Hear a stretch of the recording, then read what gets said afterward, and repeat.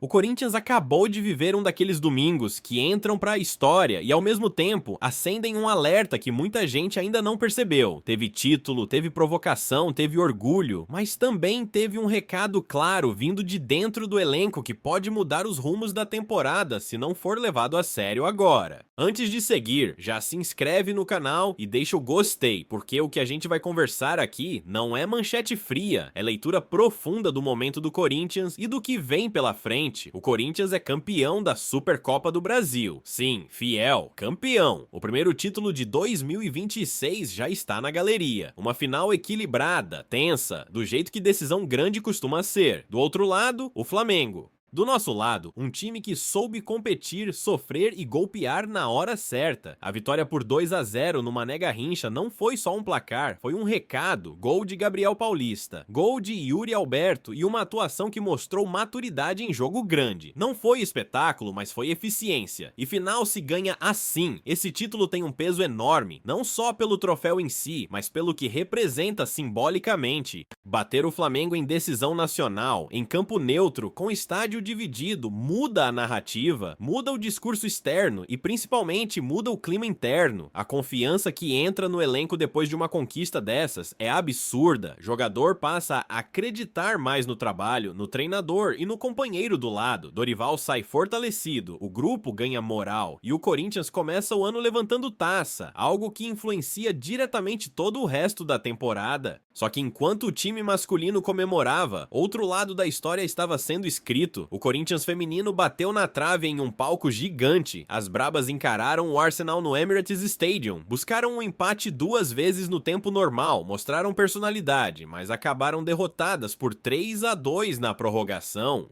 Vice do primeiro Mundial de Clubes feminino da história. Dói, claro que dói, mas também mostra grandeza.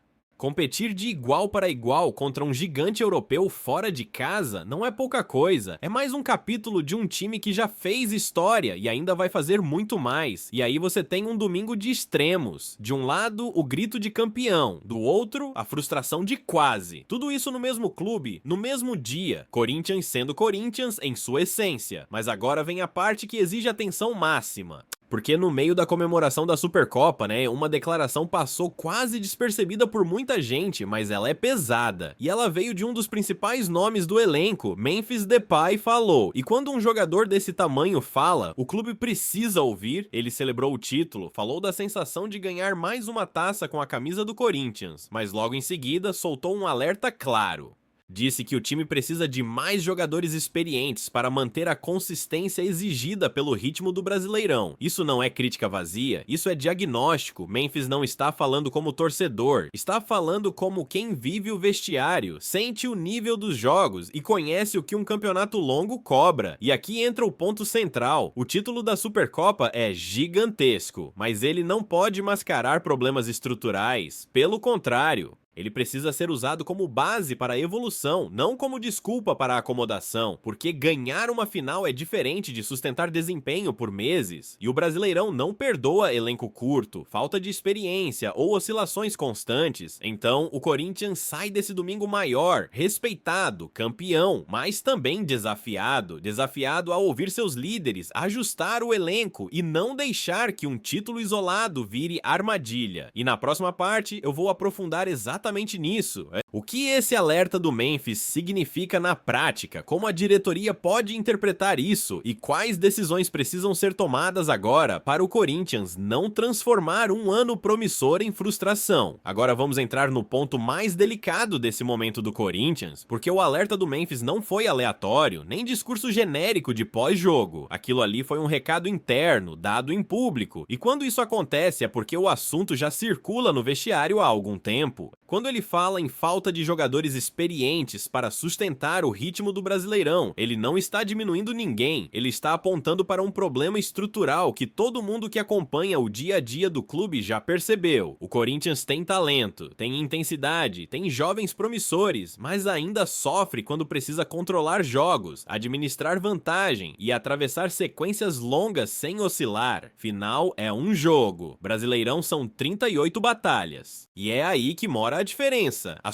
Supercopa mostrou um time competitivo, concentrado, focado em detalhes, mas esse nível de atenção máxima não se sustenta sozinho por meses se o elenco não tiver profundidade e liderança suficiente em campo. Memphis sabe disso, porque já viveu isso em ligas duras, em campeonatos longos, em contextos de pressão constante. E quando ele fala, a diretoria precisa escutar com lupa, porque o título dá moral, mas também cria uma falsa sensação de que está tudo resolvido. Não está. O Corinthians ainda depende demais de alguns nomes específicos, ainda sente queda quando precisa rodar elenco, ainda oscila quando o calendário aperta. O recado é claro: ou o clube aproveita esse momento de alta para corrigir rotas, ou vai pagar a conta mais adiante, e isso se conecta diretamente com o que está acontecendo nos bastidores financeiros. O Corinthians não vive folga orçamentária. Pelo contrário, existe pressão por venda, por ajuste de caixa e por planejamento de médio prazo. Ao mesmo tempo, existe a necessidade esportiva de não enfraquecer demais o grupo. É um equilíbrio difícil, e é por isso que declarações como a do Memphis não podem ser ignoradas. Elas ajudam a definir prioridade. Não é sobre contratar por contratar, é sobre contratar certo. Jogadores que cheguem prontos para competir, que tragam casca, que saibam lidar com o momento ruim e que ajudem a segurar o time quando a perna pesar, porque o risco é claro. Se o Corinthians não se reforçar de maneira pontual e inteligente, o cenário que pode se formar é o seguinte: começo forte, meio de campeonato instável, pressão externa crescendo e a mesma narrativa de sempre voltando. E aí entra outro ponto importante: o título da Supercopa aumenta o peso da camisa. A cobrança sobe, a régua sobe, o adversário passa a te estudar mais, ninguém mais enfrenta o Corinthians como coadjuvante, ou seja, o nível de exigência aumenta automaticamente. Por isso, internamente, a diretoria precisa decidir rápido se vai usar esse título como plataforma de crescimento ou como cortina de fumaça, porque o elenco sente quando a ambição é real e quando é só discurso, e enquanto isso, o contraste com o time feminino também ensina muito.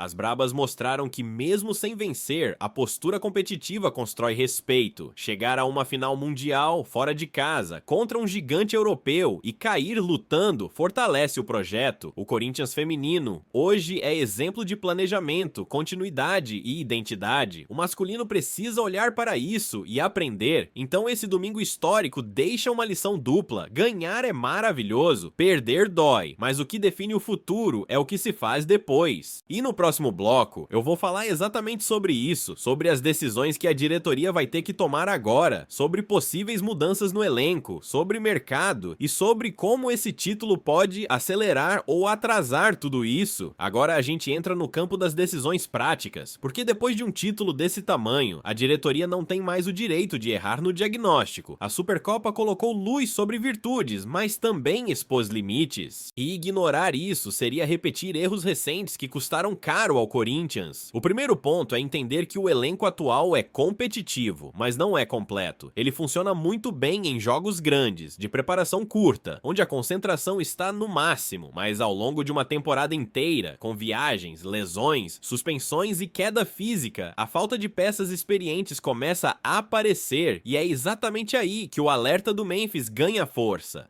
Quando um jogador desse calibre fala em experiência, ele está falando de leitura de jogo, de saber esfriar partida, de controlar ritmo quando o adversário cresce, coisas que não aparecem em scout, mas decidem campeonato. Hoje, o Corinthians tem jovens com muito potencial, Bidon, André Luiz, outros nomes que já mostram personalidade, mas eles ainda estão em processo, e jogar um Brasileirão inteiro carregando esse peso pode acelerar demais um amadurecimento que deveria ser gradual. A diretoria sabe disso. O problema é o contexto financeiro. Não existe margem para grandes investimentos, não existe espaço para apostas caras. Por isso, a tendência é clara. Se vier alguém, vai ser pontual, experiente e dentro de uma realidade bem específica. O título da Supercopa ajuda nesse ponto. Ajuda porque valoriza o projeto, melhora o discurso e dá mais poder de convencimento. Jogador experiente não se move só por dinheiro, se move por projeto, por chance de competir agir e por ambiente vencedor, mas para isso, o Corinthians precisa agir rápido. O mercado não espera, as oportunidades aparecem e somem, e se o clube demorar, corre o risco de ficar só com o discurso bonito do título e nenhuma ação concreta. Outro ponto importante é a gestão do elenco. Dorival vai ter que rodar mais, vai ter que confiar em opções que ainda não estão prontas e vai precisar de respaldo da diretoria quando o desempenho oscilar.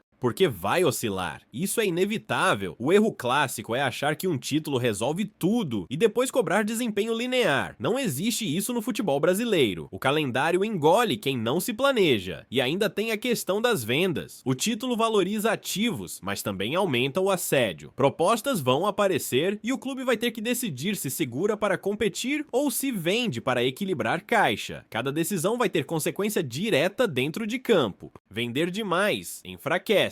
Não vender ninguém sufoca financeiramente. É uma equação ingrata. Por isso, o que o Corinthians precisa agora é de clareza. Saber exatamente onde quer chegar nesta temporada. Se a meta é competir por tudo, precisa investir minimamente. Se a meta é ajuste financeiro, precisa ser honesto com a torcida e com o elenco. O pior cenário é ficar no meio do caminho, nem forte o suficiente para brigar por título, nem organizado o suficiente para reestruturar. A Supercopa abriu uma porta, mas ela não mantém ninguém lá dentro sozinha. E tem mais um detalhe que pesa muito: a torcida. A Fiel não é ingênua. Ela comemora título, mas cobra evolução, cobra coerência, cobra ambição. E quando sente que o clube está acomodado, a relação azeda rápido. Esse momento pede maturidade institucional, menos discurso e mais ação, menos euforia e mais planejamento. E é isso que vai definir se esse domingo histórico será lembrado como o começo de um grande ano ou apenas como um pico isolado em meio a uma temporada turbulenta. Na próxima e última parte, eu vou fechar essa análise falando do cenário pós-título, das expectativas reais para o Corinthians em 2026 e do que a torcida pode e deve cobrar a partir de agora.